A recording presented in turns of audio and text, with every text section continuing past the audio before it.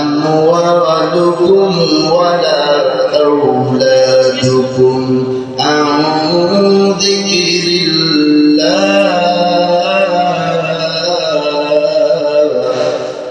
ومن يفعل ذلك فأولئك هم الخاسرون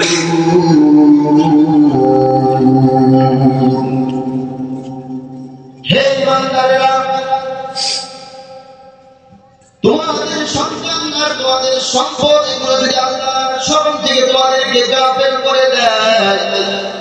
তাহলে তোমরা কিন্তু সকলে আখিরাতে ক্ষতিগ্রস্তের কাতারে দাঁড়ায় যাইবা। সাবধান, সম্পদের মায়ায় পড়ে সন্তানের মায়ায় পড়ে কখনো তোমরা আল্লাহ পাকের স্মরণ থেকে গাফেল হবে না। আল্লাহ পাক অপর জায়গায় বলেন الذين يذكرون الله قياما وقعودا وعلى جنوبهم ويتفكرون في